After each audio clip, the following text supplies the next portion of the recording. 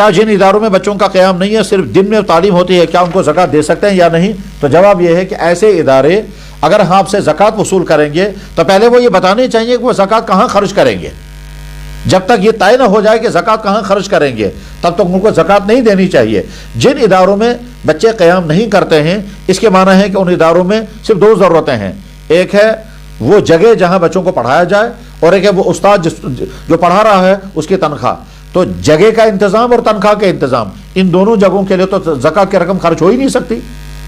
تو اب اگر ایسے ادارے جہاں بچوں کا قیام نہیں ہے زکوٰۃ اگر وصول کر رہے ہیں تو وہ کہاں خرچ کریں گے؟ اس لیے اس طرح کے اداروں کو زکوٰۃ وصول نہیں کرنی چاہیے جہاں زکوٰۃ خرچ کرنے کا مصرف ہی نہیں ہے۔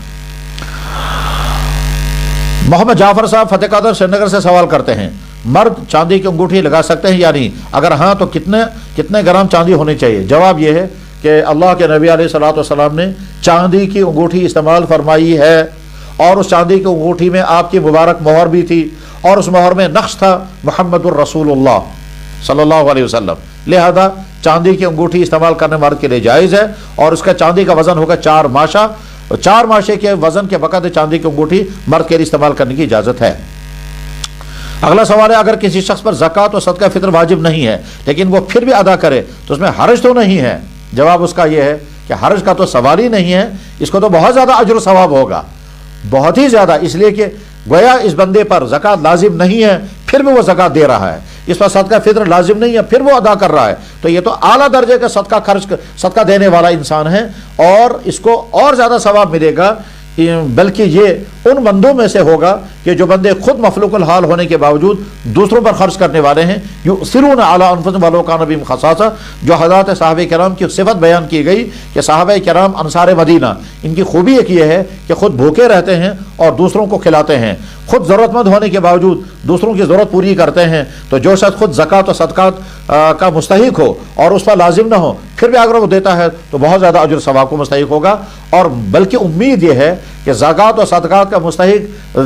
لازم نہیں تھا پھر بھی اس نے زکوٰۃ و صدقات ادا کی تو آگے انشاءاللہ اس کو اللہ تعالیٰ زکوٰۃ و صدقات دینے والوں میں ضرور شامل کرے گا۔ بلکہ چاہے تجربہ کر کے دیکھ لیجئے، اس سال جو آدمی زکوٰۃ فرض ہوئے بغیر زکوٰۃ دے یعنی صدقہ دے، اور صدقہ فطر لازم ہوئے بغیر صدقہ فطر ادا کرے، اگلے سال وہ ضرور مالی اعتبار سے اس پوزیشن میں ہوگا کہ وہ زکوٰۃ پر فرض ہو چکی ہوگی، صدقہ فطر پر فرض ہو چکا ہوگا، یعنی مالی پوزیشن اس کی بہتر ہو چکی ہوگی۔ عابد فاروق میر صاحب سوپور سے سوال کرتے ہیں، کیا زائد کپڑوں زائد بستروں پر زکوٰۃ واجب ہوتی ہے یا نہیں؟ اس کا جواب یہ ہے کہ گھر کے استعمال کی جتنی چیزیں ہیں ان پہ زکوٰۃ لازم نہیں ہوتی ہیں، چاہے وہ ضرورت کے درجے میں ہوں یا ضرورت سے زائد ہوں۔ لہٰذا زائد کپڑے، زائد بسترے، زائد برتن، زائد قالین، زائد یہ تمام چیزیں جو گھروں میں ہوتی ہیں ان پر زکوٰۃ لازم نہیں ہے۔ محمد یاسر کین صاحب بونجوا سے سوال کر رہے ہیں، بہت سارے مدارس اپنا ایک اشتہار شائع کرتے ہیں جس میں ان کی طرف سے اپیل ہوتی ہے کہ زکوٰۃ صدقات خیرات مدرسے کے تعاون کریں، اس میں وہ اکاؤنٹ نمبر ڈالتے ہیں، عرض یہ ہے کہ اس اکاؤنٹ میں کوئی زکوٰۃ کی رقم ڈالتا ہے، کوئی صدقہ فطر کی؟ اس سوال کا جواب میں تفصیل کے ساتھ عرض کر چکا، امید ہے کہ یاسر صاحب نے یہ سارا جواب سن لیا ہوگا۔ ایک ہی اکاؤنٹ میں زکوٰۃ بھی ہے، صدقات بھی ہے، امداد بھی ہے، یہ معلوم ہی نہیں ہوتا ہے کہ یہ کس مت کا پیسہ اور کس میں خرچ کیا جائے گا۔ اس طرح سے کچھ لوگ 20 روپے کا 50 روپے کا ٹوکن بناتے ہیں، تو ان دونوں صورتوں میں زکوٰۃ ادا ہوگی یا نہیں؟ تو جواب یہ ہے کہ اس طرح سے زکوٰۃ ادا نہیں ہوگی۔ بہرحال جو لوگ یہ کرتے ہیں ان کے لیے اولاً تو اس عمل کو درست کرنا ضروری ہے، اور اگر کر چکے ہوں تو آپ کے پاس جو پیسہ آیا ہوا ہے، مشورہ یہ ہے یہ سارا کا سارا پیسہ آپ اس جگہ خرچ کریں جہاں صرف زکوٰۃ کا پیسہ خرچ ہوتا ہو، اس لیے کہ امداد کا پیسہ زکوٰۃ کی جگہ پر خرچ ہو جائے اس میں کوئی اعتراض نہیں ہے، لیکن امداد کی جگہ پر اگر زکوٰۃ کا پیسہ خرچ ہو جائے گا تو زکوٰۃ ادا نہ ہونے کا خطرہ ہے اور اس کا وبال آپ کے سر پر ہوگا۔ جناب زاہد فاروق صاحب ہمامہ ایئرپورٹ سے سوال کرتے ہیں، ایک مستورات اپنے گھر والوں میں سے کس کو زکوٰۃ دے سکتی ہے؟ جواب یہ ہے کہ مستورات اپنے گھر والوں میں زکوٰۃ اپنے والد کو نہیں دے سکتی، اپنی اولاد کو نہیں دے سکتی، اپنے شوہر کو نہیں دے سکتی، البتہ اپنی بہو کو دے سکتے ہیں، اپنی ساس کو دے سکتے ہیں، اپنی خالہ اور پھوپھیوں کو دے سکتے ہیں، اور یہ پھر مستوراتی کا مسئلہ نہیں ہے، مردوں کے معاملہ یہی ہے۔ سوال یوں کیا اگر کیا جائے، ایک انسان چاہے وہ مرد ہو یا عورت زکوٰۃ کس کو نہیں دے سکتے؟ جواب آئے گا کوئی انسان اپنے والدین کو زکوٰۃ نہیں دے سکتا چاہے مرد ہو یا عورت، کوئی انسان اپنی اولاد کو زکوٰۃ نہیں دے سکتا چاہے مرد ہو یا عورت،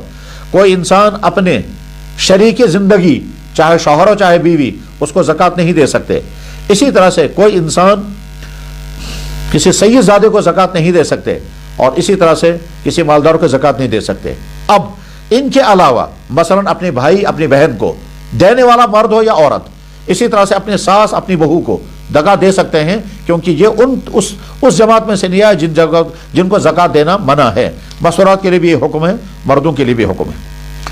جناب عادل احمد پکھرپورہ بڑگام سے، جس آدمی کے پاس نقد روپیہ تو ہو تو اسے چاندی کا حساب یا سونے کا حساب لگا کر زکوٰۃ دینا ہے، وضاحت فرمائیں۔ جواب، یہ تنہا عادل صاحب کا سوال نہیں ہے، یہ تمام مسلمانوں کا سوال ہے کہ ہمارے پاس اگر کرنسی ہے تو ہمیں سونے کا حساب لگانا ہے یا چاندی کا حساب؟ تو جواب یہ ہے کہ زکوٰۃ کی ادائیگی کے لیے چاندی کا حساب کرنا ہے، سونے کا حساب نہیں۔ چاندی کے حساب سے آپ دیکھیں، آپ کے پاس اگر اتنی رقم ہے جس رقم سے 612 گرام چاندی خریدی جا سکتی ہو تو آپ کا زکوٰۃ لازم ہو گئی ہے اور زکوٰۃ کی ادائیگی کرنی ہوگی۔ جناب طاہر صاحب سوپور سے سوال کرتے ہیں، اگر کسی کے پاس اتنا سونا موجود ہے کہ جو نصاب کو پہنچ رہا ہے مگر اتنی رقم موجود نہیں ہے کہ جس سے اس سونے کی زکوٰۃ ادا کریں تو اس صورت میں کیا کیا جائے؟ تو جواب ہے کہ یا تو جب رقم موجود نہیں ہے تو سوال ہے کہ زکوٰۃ ادا کہاں سے کی جائے؟ جواب یہ ہے آپ گھر کے خرچے کہاں سے پورے کر رہے ہیں؟ گھر کے خرچے پورا کرنے کے لیے تو کہیں نہ کہیں سے تو رقم آ رہی ہوگی، کہیں نہ کہیں سے تو آمدنی آ رہی ہوگی۔ تو جیسے گھر کے خرچے چلانے کے لیے، اور وہ خرچہ بھی ایک قسم کا نہیں ہے، کھانے کا، کپڑوں کا، بیماریوں کا، علاج معالجے کا، مہمانوں کا، یہ سارے خرچے انسان کر رہا ہے اور اس کے لیے مہیا کر رہا ہے۔ تو جب جیسے اس کے لیے رقمیں مہیا کی جا رہی ہیں اور خرچے پورے کیے جا رہے ہیں، اسی طرح سے زکوٰۃ کی ادائیگی کے لیے بھی، اور خدا نخواستہ کل کو اگر بیمار ہو جائیں اور بیماری کے لیے آپ کو ہاسپٹل جانا پڑے، ڈاکٹر سے ملنا پڑے، تو فیس، دوائی، ٹیسٹ وغیرہ ان کے خرچے کہاں سے پورے کیے جائیں گے؟ جہاں سے یہ خرچے پورے کیے جائیں گے وہیں سے زکوٰۃ کا خرچہ بھی پورا کیا جائے۔ لیکن اگر بالفرض کوئی شکل ہے ہی نہیں کہ کرنسی ہے نہیں جس سے زکوٰۃ ادا کی جائے، تو پھر اور دو حل ہیں۔ حل نمبر 1، کسی سے قرضہ لے کر کے زکوٰۃ ادا کی،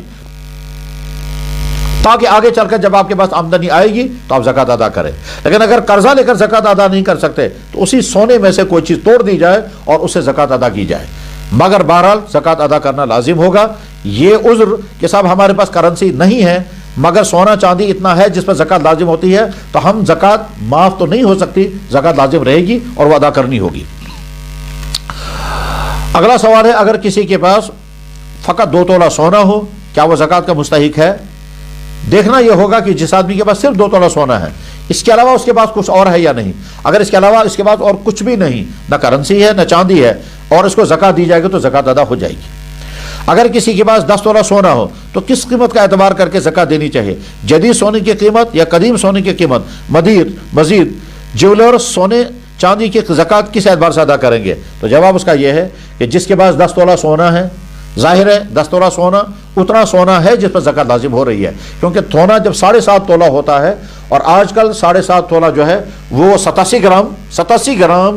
چاندی کے بغیر 87 گرام چاندی کے برابر اگر کسی کے پاس سونا ہے جو 7.5 تولہ ہوتا ہے، اور ظاہر ہے 10 تولہ اس سے بھی زیادہ ہے، تو جس آدمی کے پاس اتنا سونا ہے اس پر زکوٰۃ لازم ہو گئی۔ اب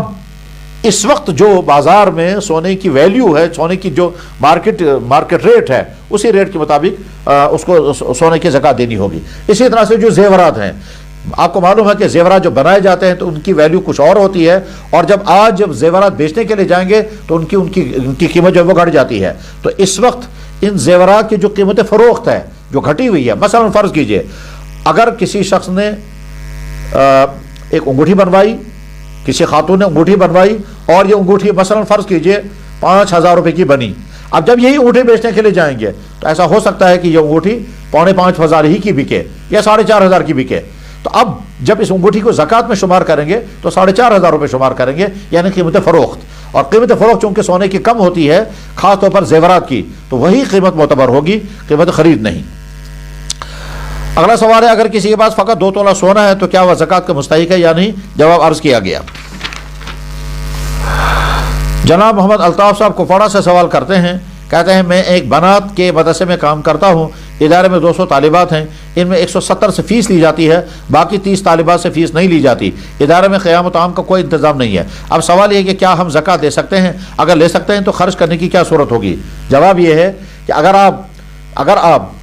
طالبات سے فیس لے رہے ہیں اور 170 کی تعداد میں فیس آپ لے رہے ہیں تو آپ کو زکوٰۃ نہیں لینی چاہیے۔ باقی جو 30 طالبات ہیں وہ گویا غریب ہیں، تو آپ 30 طالبات سے جو ان کو مدرسے میں جو امدادی رقوم آتی ہیں اس سے ان 30 طالبات کے خرچے پورے کریں۔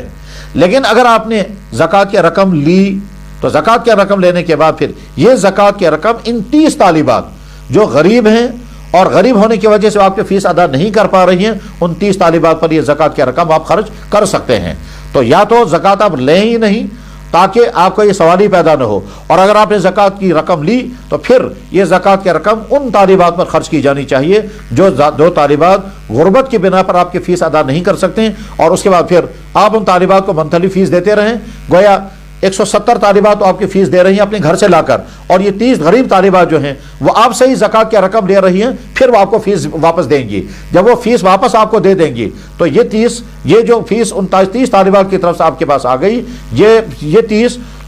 طالبات کی ادا ہونے والی فیس اب ویسی رقم ہوگی جیسے ان 170 طالبات کی طرف سے آنے والی رقم ہے۔ اب آپ کہیں بھی یہ رقم خرچ کر سکتے ہیں۔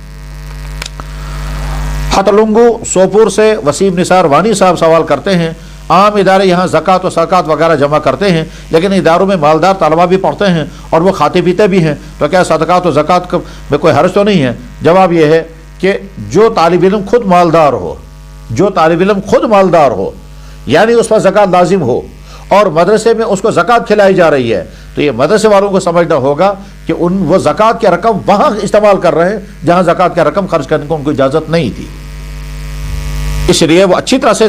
مدرسے والے اچھی طرح سے، اور جیسا کہ میں نے اس سے پہلے بھی عرض کیا پھر عرض کرتا ہوں کہ زکوٰۃ و صدقات وصول کرنے والے تمام لوگ بار بار یہ دیکھیں کہ جہاں یہ زکوٰۃ خرچ کی جا رہی ہے شرعی ضابطوں کے مطابق وہاں خرچ کرنا درست ہے یا نہیں۔ جن مدرسوں میں کچن چلتے ہیں، جن مدرسوں میں غریب بچوں کے لیے کھانے پینے کا انتظام ہوتا ہے، ان مدرسے والوں کو یہ بھی دیکھنا ہوگا کہ اگر ہمارے ہاسٹل میں، ہمارے دارالاقامہ میں ایسے طالب علم بھی ہیں جو مالدار ہیں اور ان کو زکوٰۃ کی رقم نہیں دی جا سکتی، تو اگر آپ نے کھانے پینے میں زکوٰۃ کی رقم خرچ کی ہے اور وہ زکوٰۃ کی رقم بعد میں سید زادوں کو بھی کھلائی جا رہی ہے اور مالدار بچوں کو بھی کھلائی جا رہی ہے، تو اس کا مطلب یہ ہے کہ مدرسہ والا غلطی کر رہا ہے۔ لہٰذا اچھی طرح سے سمجھیں کہ زکوٰۃ کی رقمیں خرچ کرنے کا نظام صحیح ہو جانا چاہیے۔ ایسا نہ ہو کہ دینے والوں نے زکوٰۃ دے دی، کھانے والوں نے کھا لی، اور بیچ میں جو خرچ کرنے والا محتمم ہے یا ناظم صاحب ہے یا مدرسے کے منتظمہ میں جو لوگ بھی ہیں وہ ذمہ دار بن جائیں گے۔ لہذا بار بار یہ اپیل کی جا رہی ہے، سمجھایا جا رہا ہے کہ شرعی احکام توڑ کر کے نہ مدرسہ چلائیں، شرعی احکام توڑ کر کے نہ یتیم خانہ چلائیں، شرعی احکام توڑ کر کے نہ غریبوں اور محتاجوں کی مدد کریں، شرعی احکام کی پابندی کرتے ہوئے یہ سارے دینی کام کرنے چاہیے۔ حافظ محمد عابد تاپر پٹن سے، اگر کسی آدمی کے پاس سال کے شروع میں مال تھا لیکن سال کے آخر میں مال نہیں رہا تو کیا اس پر زکوٰۃ واجب رہے گی؟ جواب ہے کہ نہیں، اس پر زکوٰۃ واجب نہیں رہی۔ مثلا فرض کرتے ہیں ایک انسان آج رمضان المبارک میں پہلی مرتبہ مالدار بنا، فرض کیجئے ایک طالب علم مدرسے سے فارغ ہوا، اس کے پاس کوئی پیسہ نہیں ہے، وہ رمضان المبارک میں کسی جگہ جمعہ بھی پڑھانے لگا، 5 وقتہ نماز بھی پڑھانے لگا، تراویح بھی اس نے پڑھائی، بچوں کو بھی پڑھایا، اور اس طرح سے مثلا 29 رمضان کو اس جگہ کے تمام لوگوں نے اس امام صاحب جس نے جمعہ بھی پڑھایا، نمازیں بھی پڑھائی اور رمضان کی تلاوت، رمضان میں واعظ بھی کرتا رہا اور بچوں کو بھی پڑھاتا رہا، تراویح بھی پڑھائی، اس کے بدلے میں وہاں کے اس گاؤں یا محلے والوں نے مثلا فرض کیجئے پہلی مرتبہ اس بچے کو جو اب تک مفلوق الحال تھا، مدرسے سے فارغ ہو کر کے آیا، پہلی مرتبہ اس کو 50,000 روپے جمع کر کے دے دیا، تو پہلی مرتبہ اس پر زکوٰۃ فرض ہو گئی۔ اب زکوٰۃ فرض ہو گئی رمضان میں اور یہ 29 رمضان تھا، تو اس آدمی کو زکوٰۃ ادا کرنی ہے اگلے سال 29 رمضان کو۔ لیکن خدا نخواستہ اگر اگلے سال 29 رمضان سے پہلے سارا مال ختم ہو چکا ہے تو یہ زکوٰۃ ہی معاف ہو گئی۔ لیکن اگر 29 رمضان کو آج اس کو 50,000 روپے مل گیا، اگلے دن عید ہوئی یا 30 رمضان کے بعد عید ہوئی، پھر اس کے بعد سال بھر میں اس کا پیسہ آتا گیا، خرچ ہوتا گیا، بیچ میں اس کی رقم کم ہو گئی، بیچ میں ایک ایسا وقت آیا کہ اس کے بعد 10,000 روپے رہ گئے، بیچ میں ایسا وقت بھی آ گیا اس کے بعد سے 20,000 روپے رہ گئے، تو ان تمام صورتوں میں اور اخیر میں جب پھر 29 رمضان کا سال آ گیا تو اس دن پھر اتنی رقم اس کے پاس تھی جس پر زکوٰۃ لازم ہوتی ہے، تو نتیجہ کیا نکلے گا کہ سال کے شروع میں یعنی 29 رمضان کو اس کے پاس اتنا پیسہ تھا جس میں زکوٰۃ لازم ہوتی ہے، اور سال کے آخری دن جس دن سال پورا ہو رہا ہے اس دن بھی اس کے بعد اتنا پیسہ ہے جس پر زکوٰۃ لازم ہوتی ہے، تو اس کو زکوٰۃ دینی پڑے گی۔ یعنی سال سے سال جو ایام ہیں ان دونوں کناروں پر زکوٰۃ کی مقدار کے برابر رقم ہے تو زکوٰۃ لازم ہو گئی۔ درمیان میں اگر کم ہو گیا ہو تو اس سے کچھ کم ہونے کی وجہ سے زکوٰۃ ختم نہیں ہوگی، لیکن اگر زکوٰۃ درمیان میں بالکل مال ختم ہو گیا تو جو ہی ختم ہو جائے گا تو اس کا سال کا سسٹم بھی ختم ہو جائے گا۔ اب جب دوبارہ اس کے پاس نیا دوبارہ مال آئے گا تو دوبارہ جب مال آئے گا اتنا جتنے پر زکوٰۃ لازم ہو جائے تب وہ پھر صاحب نصاب بنے گا، اور جب صاحب نصاب بنے گا تو وہاں سے نیا سال شروع ہو جائے گا۔ امید ہے کہ شاید مسئلہ سمجھ میں آ گیا ہوگا، اور اگر خدا نخواستہ اب بھی کنفیوژن ہے تو پھر کسی عالم کے سامنے بیٹھ کر کے اس مسئلے کو سمجھا جائے۔ سوال کیا جا رہا ہے کیا دوران شب مسجد کے مائک یعنی لاؤڈ اسپیکر پر نعت وغیرہ لگانا درست ہے، یعنی خصوصاً وہ نعت جس کے ساتھ میوزک بھی ہو؟ پہلی بات یہ ہے میوزک اسلام میں حرام ہے، یہ چاہے نعت کے ساتھ ہے تو بھی حرام ہے، حمد کے ساتھ ہے تو بھی حرام ہے، منقبت کے ساتھ ہے تب بھی حرام ہے، اور گانوں کے ساتھ تو حرام ہے ہی ہے، لہذا میوزک کا تو سوال ہی نہیں۔ اس کے بعد اگلا سوال یہ ہے کہ مائک پر نعتیں پڑھنا اور مائک پر بیانات کرنا یہ درست ہے یا نہیں؟ تو جواب اچھی طرح سے سمجھا جائے کہ مسجد کے مائک کا استعمال کرنا صرف اذان کے لیے تو درست ہے محلے کے لیے، اور مسجد کے اندر کے لیے تو صرف وہ مائک استعمال کیا جائے گا جس میں اندر استعمال ہوتا ہو، یعنی مسجد کے باہر کا مائک صرف اذان کے لیے استعمال کیا جانا چاہیے، واعظ کے لیے، تلاوت کے لیے، نمازوں کے لیے، اوراد شریف کے لیے، دعائے صبح کے لیے، نعت خوانی کے لیے، اور شبوں میں بیانات کے لیے یہ درست طریقہ نہیں ہے۔ اس کی وجہ سے دوسروں کو تکلیف ہوتی ہے، جو لوگ گھروں میں ہوتے ہیں اور وہ مسجدوں کے قریب رہتے ہیں وہ اس قدر تنگ دل رہتے ہیں مسجدوں کے مائک کے شور کی وجہ سے، اور ادھر بیچارے کہہ بھی نہیں پاتے ہیں، اور بعض لوگ بہت بدکلامیاں بھی کرتے ہیں اور وہ کوستے رہتے ہیں مسجد والوں کو، لیکن مسجد والے ٹس سے مس نہیں ہوتے ہیں۔ مائک کے استعمال کے لیے شرعی ضابطہ کیا ہے؟ جواب اچھی طرح سے تمام مسجد کے منتظمین سمجھیں، اور تمام مسجد کے ائمہ حضرات بھی سمجھیں، اور وہ لوگ کہ جن کو شوق ہے مائک چلانے کا وہ بھی سمجھیں کہ مسجد کے مائک استعمال کرنے کا شرعی ضابطہ یہ ہے کہ محلے کے لیے اور میناروں کا مائک صرف اذان کے لیے استعمال ہوگا، اس کے علاوہ اور کسی چیز کے لیے، اس کے علاوہ جس چیز کے لیے بھی استعمال کیا جا رہا ہے غلط ہو رہا ہے، چاہے وہ ائمہ حضرات کر رہے ہوں، چاہے وہ خطیب حضرات کر رہے ہوں، چاہے وہ مسجد کے پریزیڈنٹ صاحب کر رہے ہوں، چاہے مسجد میں وہ لوگ جن کو شوق ہے نعتیں پڑھنے کا، جو لوگ بھی یہ کر رہے ہیں صحیح نہیں کر رہے ہیں، اس لیے کہ اگر ہم یہ ساری عبادت کر رہے ہیں اور یقیناً عبادت ہے تو دوسروں کو تکلیف پہنچانے کا کیا حق ہے؟ اسلام میں تو حکم یہ ہے کہ آپ اپنے گھر میں زور سے تلاوت اس وقت نہیں کریں گے جب کسی کی نیند میں خلل کا خدشہ ہو۔ اللہ کے نبی علیہ الصلوۃ والسلام تو رات کو نماز کے لیے جب اٹھ جاتے تھے تو اتنی آہستگی سے اٹھتے تھے، حضرت عائشہ صدیقہ رضی اللہ عنہا فرماتی ہیں اتنا آہستگی سے حضور اٹھتے تھے تاکہ میری نیند میں خلل نہ ہو۔ ہم عبادت کرنے کا حق رکھتے ہیں لیکن دوسروں کو ڈسٹرب کرنے کا ہمیں حق نہیں ہے۔ ہمیں اگر تلاوت کرنی ہے، اوراد شریف پڑھنی ہے، درود شریف پڑھنا ہے، کلمات پڑھنے ہیں، استغفار پڑھنا ہے تو یہ ہمارا اور اللہ کا معاملہ ہے، ہمیں انسانوں کو کیوں سنانا ہے؟ ہم پھر پورے محلے کو کیوں جگہ کر کے رکھیں گے؟ لہذا اچھی طرح سے یہ بات سمجھ میں جانی چاہیے، یہ صرف یہاں کشمیر کے کچھ خطوں کے کچھ مساجد کا عمل ہے، ورنہ پوری دنیا میں کہیں بھی، پورے عالم میں کہیں بھی یہ عمل نہیں ہے کہ صاحب مسجدوں کے مائک استعمال کیے جا رہے ہوں، مسجد کے مائک استعمال کیے جا رہے ہوں اور اس میں نعتیں بھی چل رہی ہیں، بیانات بھی ہو رہے ہیں، اور ساری رات مسجدوں کے مائک گونج رہے ہوں اور محلے والے جو ہیں وہ پریشان حال ہوں اور گھروں میں لوگ کچھ بھی کر نہیں پاتے ہیں۔ اسے پرہیز کیا جانا چاہیے۔ میں اختصار کے ساتھ پھر اس کو رپیٹ کرتا ہوں، مسجد کا مائک صرف اذانوں کے لیے استعمال کیا جائے باہر کا، اور اندر مسجد کے اندر اچھے سے اچھا مائک استعمال کیا جانا چاہیے، پوری مسجد میں آواز تمام نمازوں کو پہنچ جانی چاہیے، اس میں قرات، اس میں واز اور اس میں دوسری تمام چیزیں ہو جانی چاہیے جیسے حرم شریف میں ہوا کرتا ہے۔ سجاد احمد لون صاحب خیار بانڈی پورہ سے سوال کرتے ہیں، اگر کوئی شخص مغرب کی نماز میں دیر سے آیا، اس کی 2 رکعتیں چھوٹ گئی، اس کو معلوم نہیں کہ امام صاحب نے کون سی صورتیں اور رکعتیں پڑھی ہیں، اس حال میں مقتدی کو کیا کرنا چاہیے؟ اس کا جواب یہ ہے کہ آنے والا مقتدی اس بات کا ذمہ دار نہیں ہے کہ امام نے کون سی صورتیں پڑھی ہیں، اور اسلام نے اس کو ذمہ دار بنایا بھی نہیں اس لیے کہ ظہر اور عصر کی نماز میں تو مقتدی کو پتہ چل ہی نہیں سکتا کہ امام نے کون سی صورتیں پڑھی ہیں، لہذا جب مقتدی آیا اور وہ امام کے ساتھ شامل ہو گیا، چھوٹی ہوئی رکعتوں میں امام نے کون سی صورتیں پڑھی ہیں وہ امام ذمہ دار ہے۔ جب یہ اپنی رکعتیں پڑھنے کے لیے کھڑا ہو جائے گا تو اس کو اپنی مرضی کے مطابق جو صورتیں یاد ہوں گی وہ صورتیں وہ پڑھ سکتا ہے۔ اگر امام فرض کی تیسری رکعت میں سورہ فاتحہ آواز سے قرات کرے تو کیا اسے سجدہ سہو کرنا ہوگا؟ جواب ہے کہ جو ہی اس نے سورہ فاتحہ شروع کی، مقتدیوں کو چاہیے کہ اس کو لقمہ دیں تاکہ وہ سورہ فاتحہ پوری آواز سے نہ پڑھے، لیکن اگر اس نے پوری سورہ فاتحہ آواز کے ساتھ پڑھی تو آخر میں اس کو سجدہ سہو بھی کرنا ہوگا۔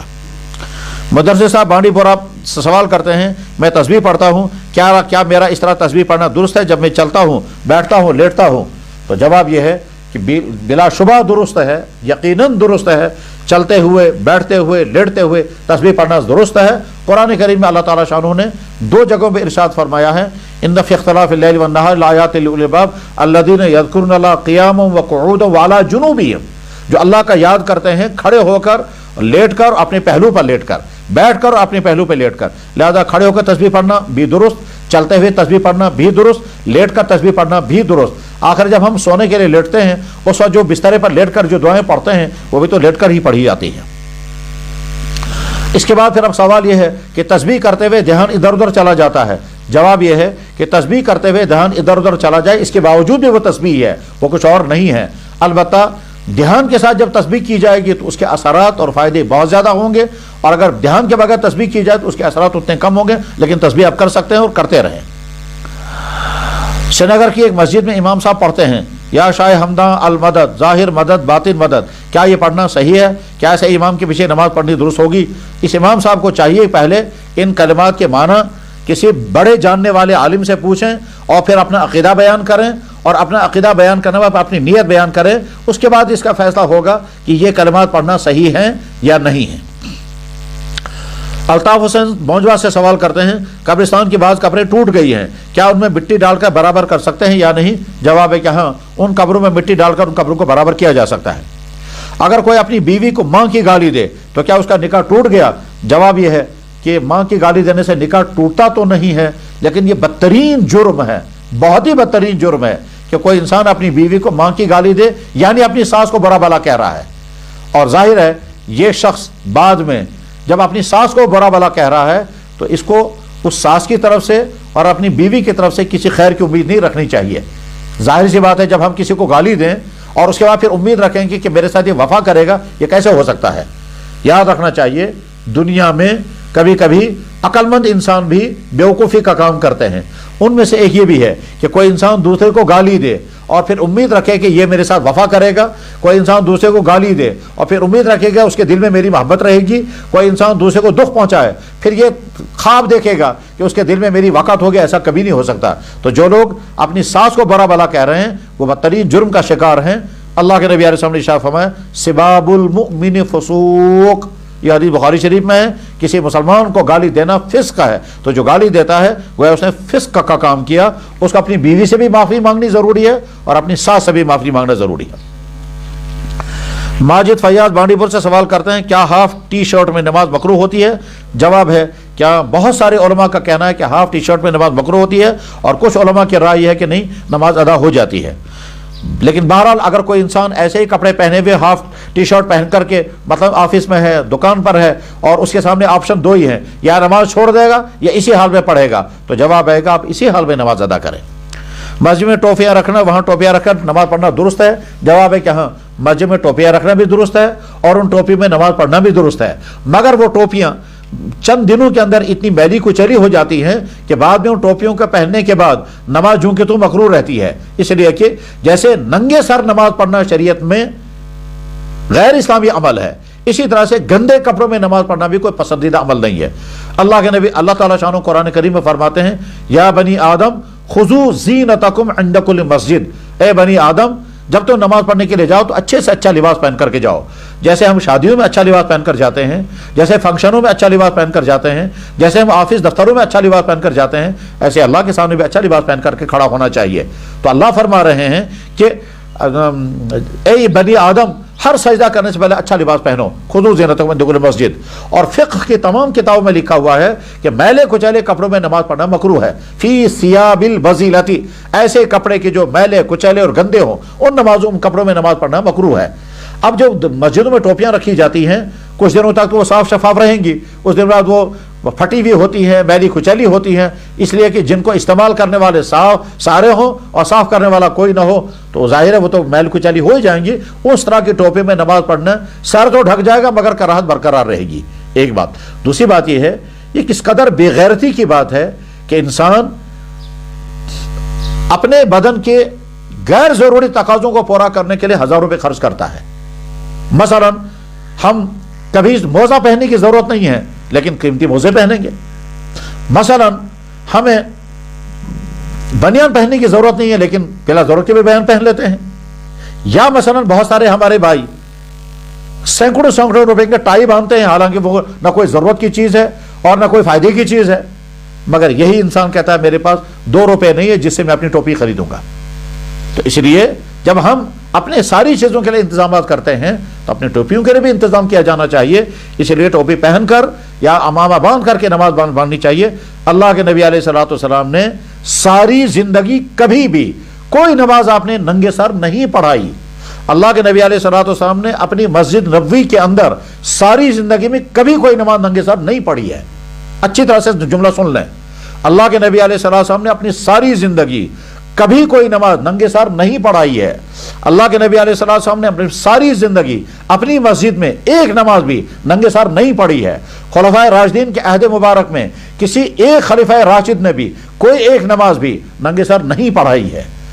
تابعین، تبع تابعین، فقہا، محدثین، اولیاء کرام میں سے کسی شخص کی زندگی کے بارے میں کہیں کوئی ثبوت نہیں ملتا ہے کہ وہ اس طرح سے ننگے سر نمازیں پڑھتے تھے. یہ تو آج کے زمانے میں مغربی تہذیب کے غلبے کا نتیجہ ہے کہ لوگ